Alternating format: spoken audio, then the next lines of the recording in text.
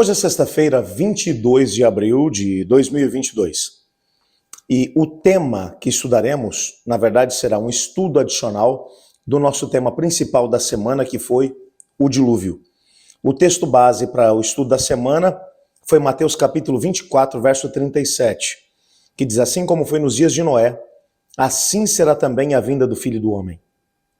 E, na verdade, é esse texto que serve como base para toda a discussão que vai acabar acontecendo na lição de hoje. Um texto que aparece do livro Patriarcas e Profetas nas páginas 73 e 74 vai falar exatamente sobre isso. Um primeiro parágrafo aqui do próprio autor vai dizer: é instrutivo comparar a mentalidade e o comportamento das pessoas e o estado do mundo antediluviano com as pessoas em nossos dias. Com certeza a maldade humana não é um fenômeno novo. Veja os paralelos entre as duas épocas. E então a Sr. White vai trabalhar no texto que o Senhor Jesus, no seu sermão profético, ele disse: eles comiam, bebiam, casavam e davam-se em casamento, até o dia em que Noé entrou na arca. E então veio o dilúvio e os levou a todos, completamente desapercebidos. E ela vai mencionar que quando você para poder pensar nessas coisas, nenhuma delas é má em si mesma. É errado a gente comer e beber? Não. É errado casar-se ou dar-se em casamento? Também não. O que Jesus está dizendo então em relação a isso? Foi ele quem criou a ideia da comida e da bebida. Foi ele quem criou a ideia do casamento. Então, o que ele está querendo aqui dizer?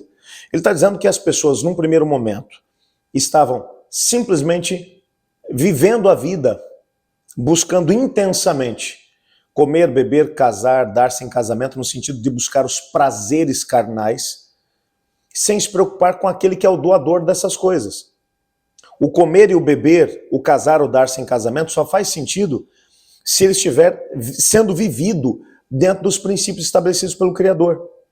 Porque quando você olha para esses elementos, tanto a comida e a bebida, como também o casamento, esses dois elementos, essas duas instituições, ou essas duas coisas, esses dois dons que Deus nos deu, eles têm que ser vividos dentro dos limites estabelecidos pelo Criador. Existem limites entre o comer e o beber.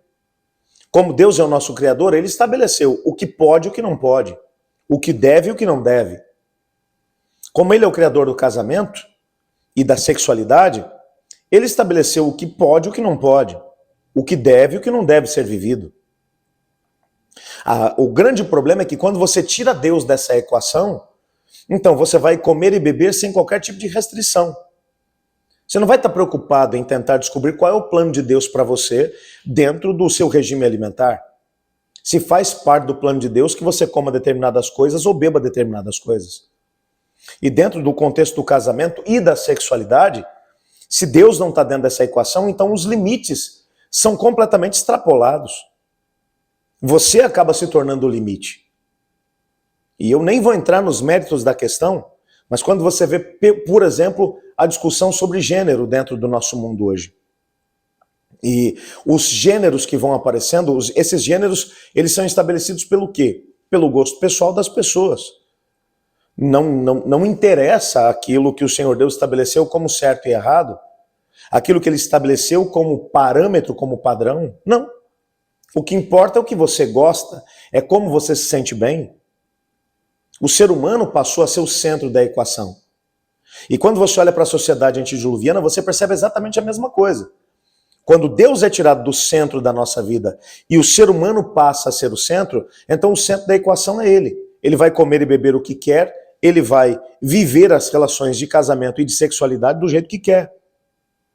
A mesma coisa, e a Sr. White vai trabalhar mais um detalhe aqui no contexto do texto, ela vai falar sobre a questão da própria violência e da desonestidade por parte das pessoas. Olha o que ela vai dizer. Fraude, suborno e roubo ficam impunes entre ricos e pobres. A mídia está repleta de notícias de assassinatos e crimes. O quadro que a inspiração nos dá de um mundo antediluviano retrata com fidelidade a condição a qual rapidamente a sociedade moderna caminha. Mesmo agora, no século atual, e nos países que professam ser cristãos, a crimes diariamente cometidos tão hediondos como aqueles pelos quais os pecadores do mundo antigo foram destruídos. O que ela está dizendo é que, mesmo em países cristãos, Deus está sendo tirado do centro da equação, o ser humano está sendo colocado no centro da equação, e qual o resultado disso? O resultado disso está sendo, cada vez mais, escândalos envolvendo pessoas religiosas, cristãos. Bom, eu nem vou entrar nos méritos da questão, mas o que a mídia fala pra gente agora sobre os grandes escândalos de corrupção tem envolvido inclusive pastores, líderes religiosos dentro do nosso país. Um escândalo atrás do outro. Envolvidos em fraudes. Pessoas que deveriam ser os primeiros a dar um bom exemplo, que hoje em dia estão envolvidos em escândalos de corrupção. E quando você pensa no todo, o quadro que é apresentado em relação à violência no nosso planeta é alguma coisa absurda.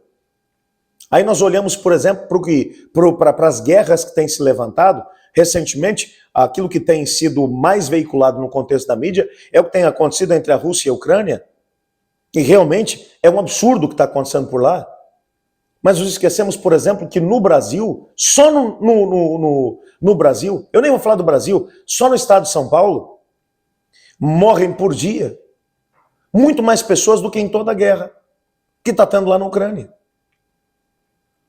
A violência se tornou alguma coisa tolerável dentro do nosso planeta, dentro da nossa sociedade. E quando aquilo que é errado se torna normal, aí então vai acontecer aquilo que aconteceu na sociedade antediluviana. O Senhor Deus tem que intervir antes que o ser humano se destrua e destrua o planeta. Quando é que vai acontecer a nova intervenção de Deus dentro da história universal? Quando a sociedade atingir aquele ponto do qual não se tem volta. Quando a humanidade chegar na condição moral e espiritual da sociedade antediluviana. O que nós estamos vendo acontecer exatamente à nossa volta, nesse exato momento. Tudo isso são indícios de que Cristo Jesus está voltando. Eu gostaria de orar, pedindo a Deus para que nos ajudasse a permanecer fiéis a Deus, mesmo vivendo num tempo tão desafiador quanto esse. Você não quer se unir a mim? Obrigado, Pai, porque em Tua palavra descobrimos que a Tua paciência, a Tua graça para conosco é muito grande. Ajuda-nos, Pai, a viver esses princípios de graça e misericórdia, enquanto ainda temos a possibilidade.